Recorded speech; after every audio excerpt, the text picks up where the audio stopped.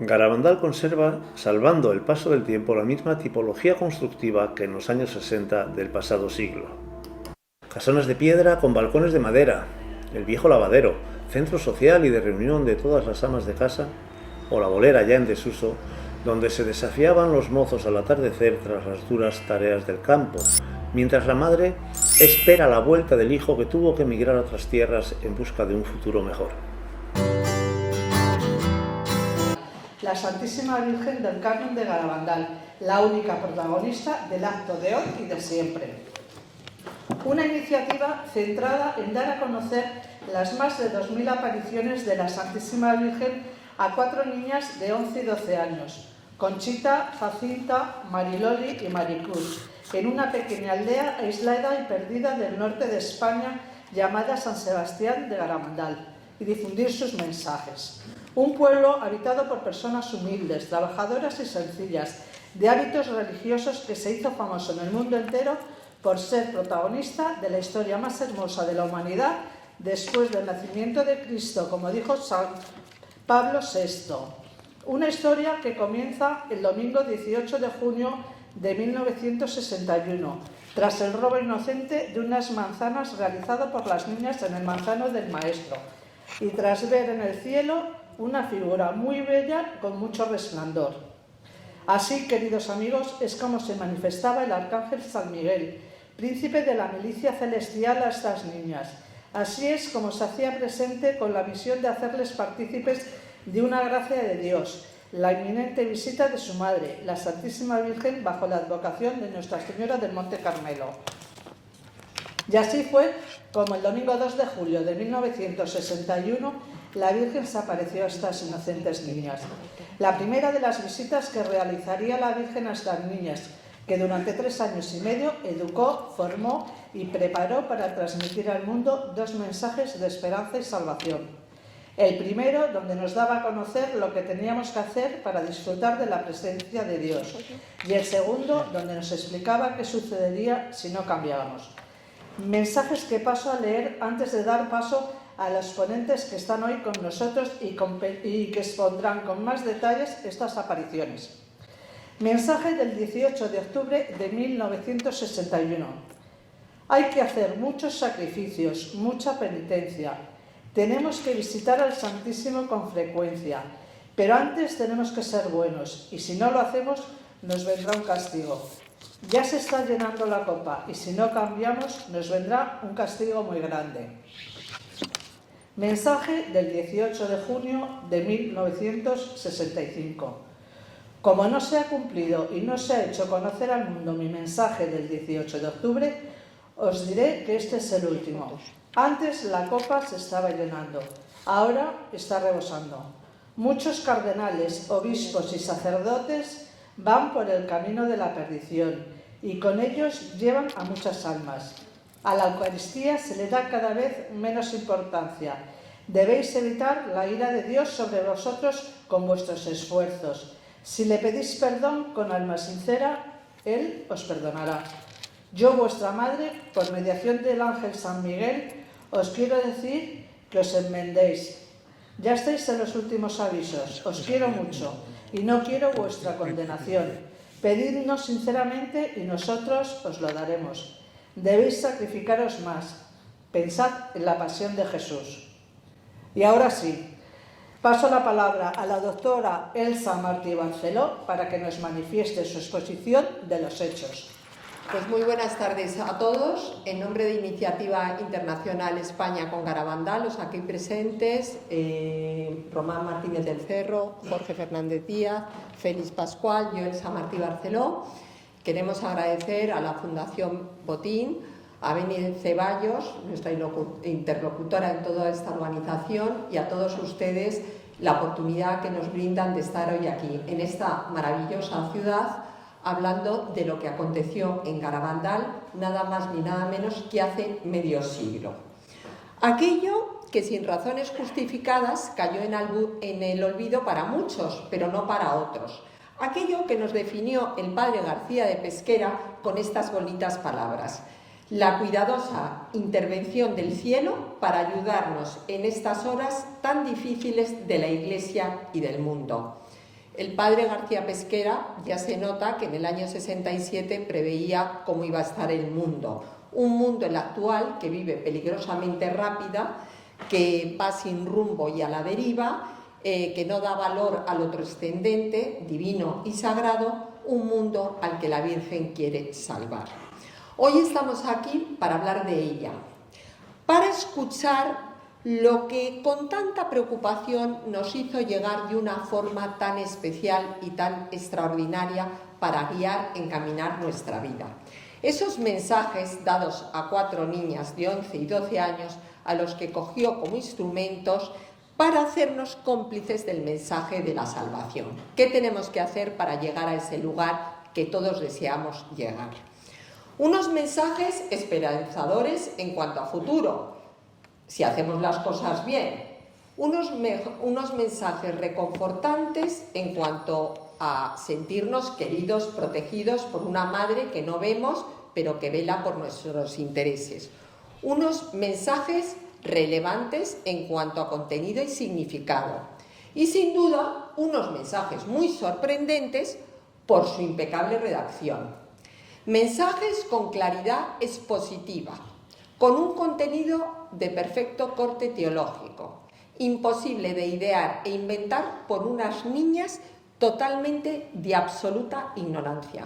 Niñas que no sabían ni leer ni escribir, niñas que tenían una edad psicológica de 9 años y que no conocían palabras de tan hondo calado, por formación y educación.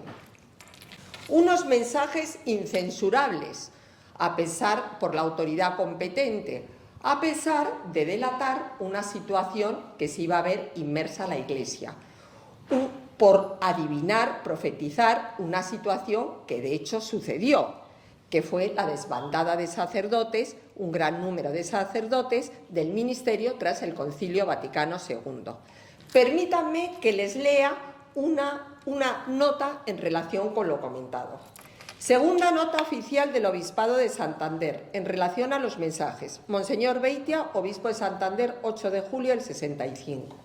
No hemos encontrado materia de censura eclesiástica condenatoria ni en la doctrina ni en las recomendaciones espirituales que se han divulgado en esta ocasión, como en las dirigidas a los fieles cristianos, ya que contienen una exhortación a la oración y al sacrificio, a la devoción eucarística, al culto de Nuestra Señora en forma tradicionalmente laudable y al santo temor de Dios ofendido por nuestros pecados.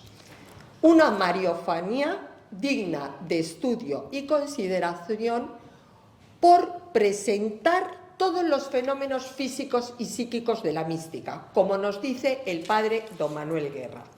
En Garabandal tenemos visiones, locuciones, comuniones místicas, cuando no había sacerdotes en el pueblo les daban de comulgar a las niñas, y tenemos levitaciones, desplazamientos en horizontal o en vertical, 10 centímetros del suelo.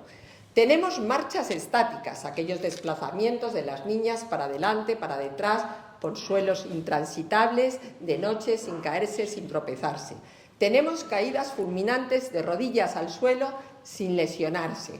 Tenemos caídas hacia detrás y vuelta a levantarse sin apoyo. Tenemos caídas en grupo donde las niñas caían sin posturas indecorosas. Tenemos fenómenos de xenoglosia, palabras en latín y otros idiomas en los éxtasis. Tenemos los fenómenos de las 3 llamadas sincronizadas de las videntes desde sitios distintos y diferentes. Tenemos lectura de conciencia, tenemos fenómenos de telepatía, de clarividencia de profecías. Tenemos capacidades, comportamientos especiales, como era la devolución de los objetos besados por la Virgen a sus dueños sin equivocarse, de noche, sin luz y sin equivocarse. Y, por supuesto, tenemos la capacidad de reconocer objetos, personas sagradas, lo que se llama el fenómeno de hierognosis. Lo que se conoce, lo que hace que todas estas apariciones tengan todos estos signos que el padre Manuel Guerra dice que son muy llamativos. También tenemos curaciones milagrosas, concretamente la de la santanderina Menchu Mendiolea, que se curó de una eritremia. Y tenemos muchas gracias y muchas conversiones y muchos frutos espirituales. Bueno, pues estos fueron los fenómenos inexplicables que al entendimiento de todos los que lo vieron, pues no les cuadraba.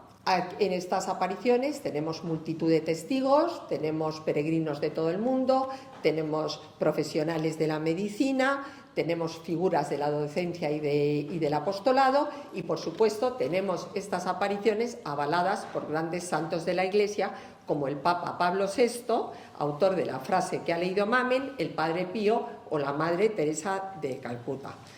Fenómenos etiquetados de causa no natural por el mundo de la ciencia, por el mundo de la medicina y de la psicología, y luego catalogados de causa sobrenatural evidenciado por uno de los mejores teólogos del siglo XX, por el padre Rollo Marín. Trances, éxtasis, donde las niñas se desconectaban del mundo exterior, secuestrados por lo divino, sin reacción a estímulos que para nosotros son motivos de estudio y de investigación para acrecentar, afianzar la confianza en estas apariciones. Esos éxtasis me van a permitir que definía también el padre Lucio Rodrigo. Nuestra creencia lo definía a raíz de las negaciones de las niñas sobre Garabandal. Decía: nuestra creencia en los fenómenos de Garabandal no se ha fundado sobre lo que las niñas han dicho, sino sobre los hechos contrastados por mí personalmente y por muchos otros testigos. Creencias que nadie tiene razón de destruir ni aún de atenuarlas simplemente por lo que en la actualidad o aún en el futuro puedan decir las niñas. Ellas estarían en una ilusión, pero nosotros no. Vimos lo que vimos. Estados donde las niñas se transfiguraban, se quedaban como estatuas de cera rígidas, con pérdida de la sensibilidad y sensorialidad, y luego presentaban unos signos clínicos en cuanto a intensidad, duración y que volvían locos a mis compañeros. ¿Cuáles eran esos signos clínicos? Era el cambio de peso que experimentaban, la resistencia a la fatiga y el mimetismo exacto en los cambios de expresión emocional de la cara. Les traduzco todo esto, que yo me lo sé muy bien como médico. Niñas que cuando estaban en éxtasis pesaban mucho, su peso se volvía muy grande y eran imposible moverlas. Niñas con resistencia a la fatiga. Niñas que entraban en trance, que estaban en posiciones incómodas horas y horas con la cabeza en hiperextensión, que no se cansaban y que incluso después de los trances de horas volvían a sus quehaceres. Y luego niñas que cuando estaban en estado de visión, pues ni miraban a la visión y se santiguaban, se sonreían, se entristecían, todas a la vez y sin mirarse. Niñas que respondían con un sí o un no a la vez. Niñas que, como he dicho, se santiguaban. Y luego niñas que rezaban el rosario a la vez y nunca se confundían porque decían que la Virgen les decía cuando tocaba Gloria. Una realidad maravillosa que desde luego está claro que está muy alejada de lo que son los sueños, fantasía y engaño. Una realidad de mensajes y de éxtasis sobrenaturales respaldadas por un gran milagro. Sí, señores, la comunión visible de Conchita. Lo que el 18 de julio de 1962 fue testigo Román, que luego nos lo contará. El milagro de Garabandal, la comunión visible, es el sello de autenticidad que pone la Santísima Virgen a estas apariciones. Es lo que explica la insistencia de Conchita en anunciar a todo el mundo lo que iba a suceder, que si hubiera sido mentira no lo hubiera hecho. Esa insistencia manifiesta en el firme convencimiento de que lo que veía era verdad y así sucedió. Y ahora nos metemos en un tema un poquito más complicado, pero que yo creo que hay que tocar. Unas apariciones polémicas, causantes de controversia. Causantes de controversia por la falta de voluntad de buscar la verdad por las personas que fueron elegidas para formar parte de las dos principales comisiones de estudio de Santander. La primera en 1961, con finalización en el 62, a instancia de Monseñor Doroteo Fernández, administrador apostólico de la diócesis. Y la segunda en el año 89, con finalización en el 91, por Monseñor del Val Gallo, obispo de Santander. No hago referencia a los demás intentos de comisión porque fueron fallidos. Personas a las que con buena intención, quiero recalcar esto, el Obispado de Santander otorgó su confianza para conocer, estudiar los hechos de Garabandal. Y señores, personas que hoy pongo en evidencia y me atrevo a señalar, etiquetándolos de irresponsables por la falta de compromiso, por incumplir con la obligación y el deber impuesto, y por ser los causantes de que hoy estas apariciones no estén reconocidas por la Iglesia. Sí, queridos amigos, estoy hablando de los sacerdotes, don Francisco Odriozola, don José María Saiz y don Juan Antonio del Val, y de los doctores Morales y Piñal, miembros todos de la primera comisión, así como de los que formaron parte de la segunda comisión, a instancias de Monseñor del Val, obispo de Santander, quien, no conforme con cómo se habían llevado las cosas en la primera comisión, dejó de estar en ella e intentó remendar su error haciendo una nueva comisión, porque se entiende por la documentación que tenemos es que creyó en estas apariciones.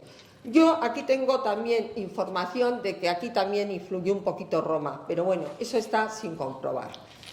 Comisión constituida por don Jesús María Vázquez, dominico desde Madrid, que era el que organizaba, don Fernando Lara, psicólogo evolutivo, don Crescencio Palomo, teólogo, y don Javier Vildósola, este último actual militante de Iniciativa Internacional España con Garabandal.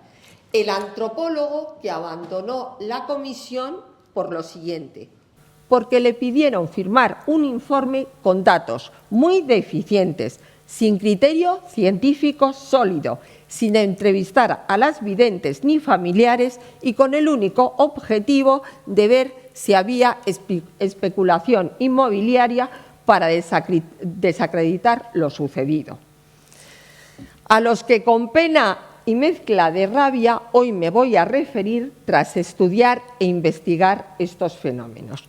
Aquellos que irrumpieron en el pueblo el 22 de agosto de 1961 con la idea preconcebida de falsedad, como pone de manifiesto el padre García Pesquera y el padre García de la Riva.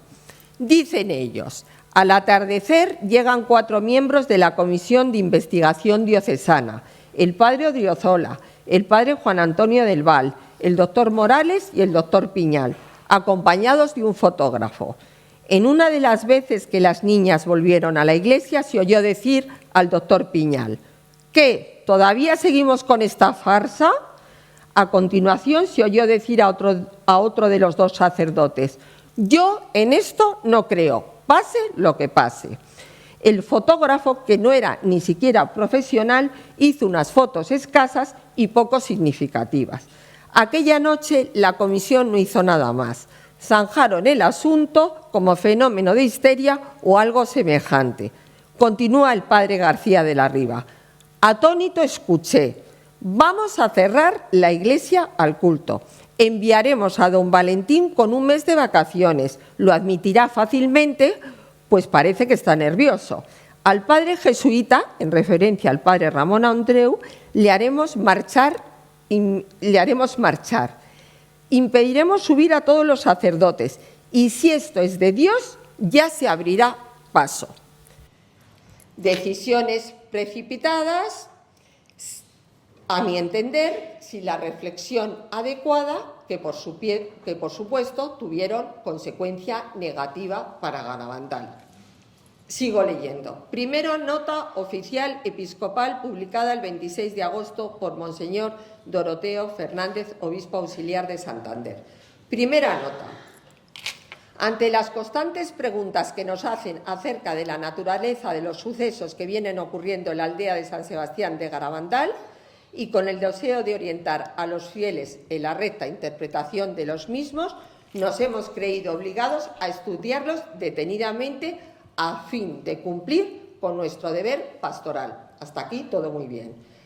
Con este fin nombramos una comisión de personas de reconocida prudencia y doctrina para que nos informasen con toda garantía de objetividad y competencia acerca de dichos acontecimientos.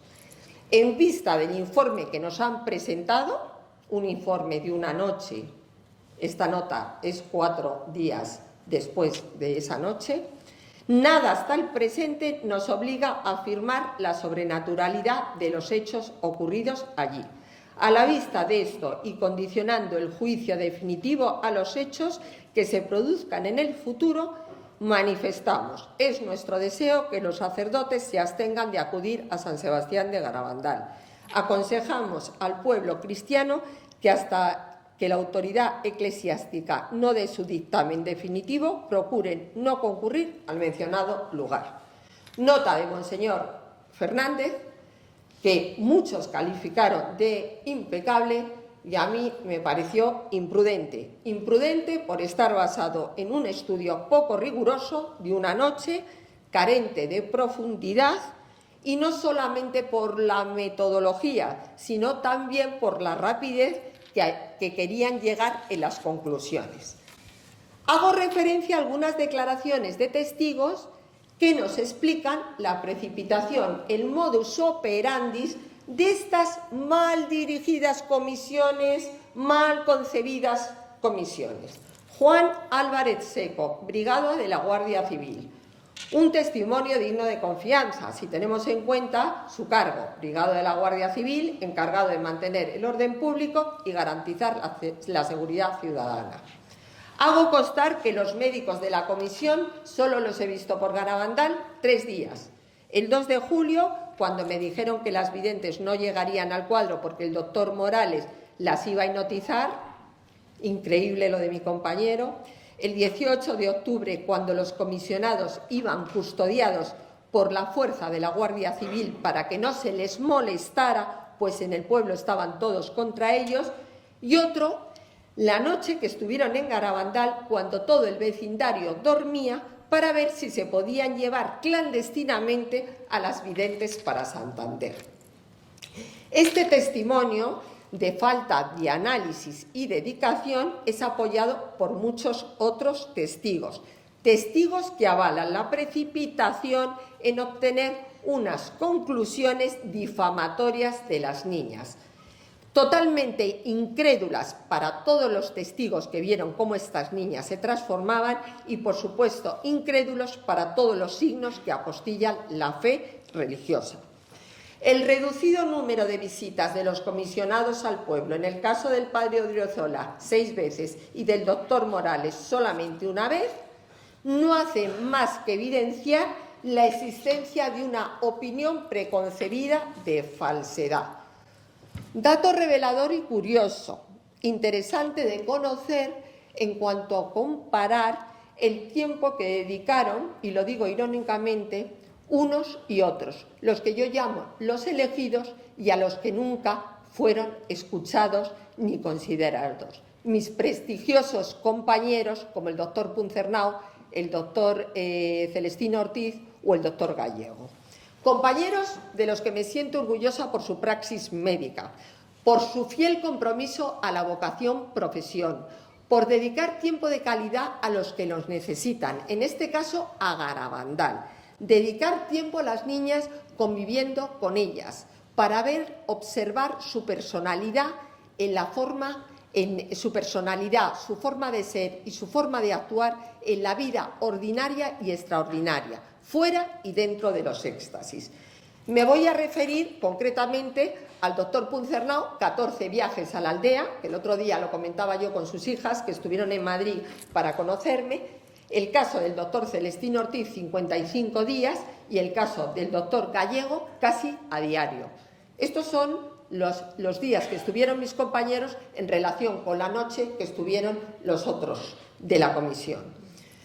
Una comisión etiquetada de gran mascarada, pero etiquetada por un teólogo de lujo, el padre Porro Cardeñoso, teólogo santanderino, de aquí, de Santander, en 1967 en el Congreso de Garabandal, en Zaragoza. Etiquetada de gran mascarada por no cumplir con el rigor científico, por impedir dar a conocer las revelaciones privadas que tan necesarias son para la Iglesia en cuanto a gracias y carismas. Una comisión, a nuestro entender, de métodos peregrinos, si tenemos en cuenta lo sucedido en Garabandal el 27 de julio de 1961, el día en que la Comisión Diocesana intervino sacando a Conchita de la aldea con intención de llevarla a Santander. Y vean ustedes lo que dice la niña. Cuenta Conchita en su diario. Me querían llevar porque decían que yo era la que obsesionaba a las otras niñas. Y entonces me llevaron para hacerme pruebas, me querían hipnotizar y el primer día tuve la aparición junto a la Iglesia de la Consolación. Sí, queridos amigos, este es el célebre día en que esta comisión empezó a hacer preguntas a Conchita durante horas y horas y la niña se derrumbó y reconoció. ¿Sabe lo que le digo? Que lo mío no es cierto, pero lo de las demás sí. El mismo día en que a 90 kilómetros de Santander, en Los Pinos, Mariloli, Jacinta y Maricruz entraban en éxtasis a la vez que lo hacía Conchita en la Iglesia de la Consolación aquí en Santander. O sea que yo creo que la influencia de Conchita está probada que no era tan grande, porque sacaron a Conchita del pueblo y todas entraron en éxtasis. Un hecho confirmado por Juan Álvarez Seco, brigada de la Guardia Civil, y por el padre Valentín Marichalar.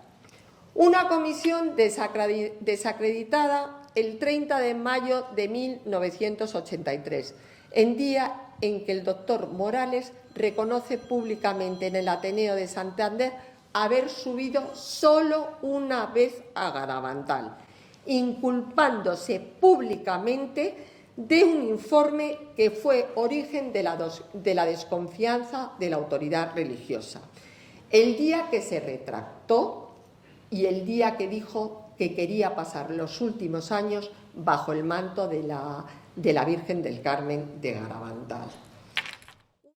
El entonces señor obispo, ilustrísimo señor don Oteo Fernández, tras un cambio de impresiones con nosotros, que era en aquella época jefe de salud mental de la región, me indujo a visitar el pueblo de San Sebastián, de Garabandal, para poder comprobar y verificar el valor de las apariciones.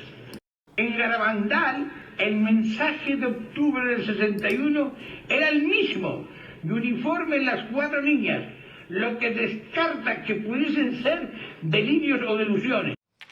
Una comisión poco ética por violar los principios morales y profesionales, como bien nos deja entrever un pedazo de sacerdote, el padre Ángel María Rojas, en referencia a ciertos comportamientos de los comisionados.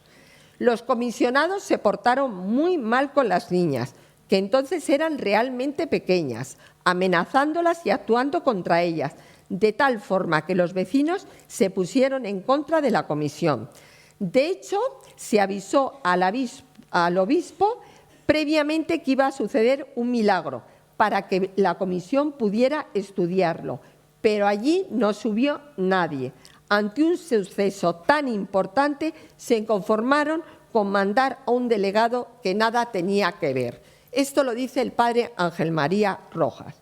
Comportamientos denunciados por mí el pasado 19 de marzo en el Ateneo, cuando defendí las negaciones como el mecanismo psicológico que habían utilizado las niñas para sobrellevar esa realidad abrumante, desbordante, en las que las amenazaban de meterlas en un psiquiátrico o sus padres llevarlas a la cárcel si no negaban.